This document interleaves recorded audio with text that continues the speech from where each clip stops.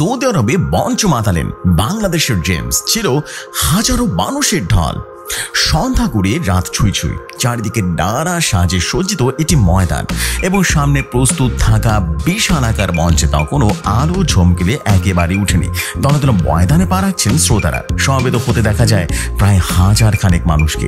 তখন সকলে বহু শুনছেন কখন এক চূড়ান্ত মুহূর্তের অপেক্ষা, কখন মঞ্চে উঠবেন আমাদের সকলের প্রিয় James, the legendary artist of Bangladesh.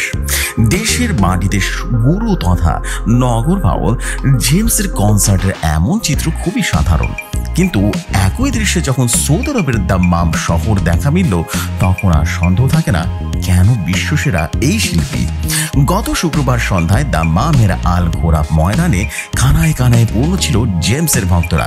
বাঙালি অবাঙালি থেকে শুরু করে সৌদি আরব সহ নানা দেশের দর্শকদের আনাগোনা ছিল এদিন।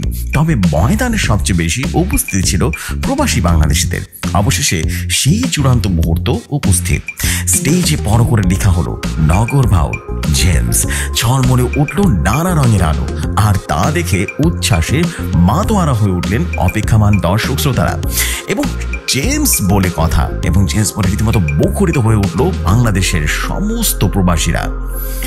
সকলের চোখ স্টেজের দিকে, প্রত্যেকের হাতে মুঠোফোনের ক্যামেরা তাক করা। এমন সময় হাতে গিটার নিয়ে আবির্ভূত হতে দেখা যায় জেমসকে।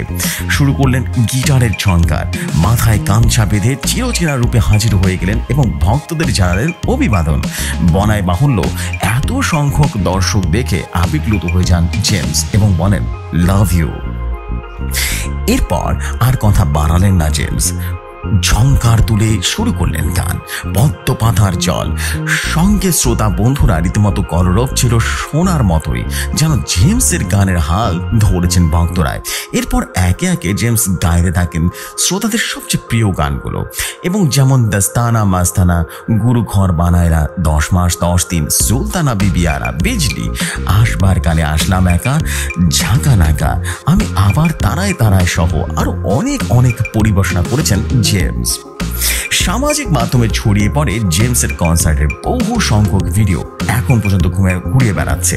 সেখানে নেটিজেনদের অনেকেই যারা উপস্থিত ছিলেন তারা দাবি করেছেন প্রায় 1,00,000 খানেক মানুষের সমাগম ছিল সেই কনসার্টে। তবে কিছু গান মিস হয়ে যাওয়ার কারণে জেমসের উপরে খানিকটা হতাশ ছিলেন তারা।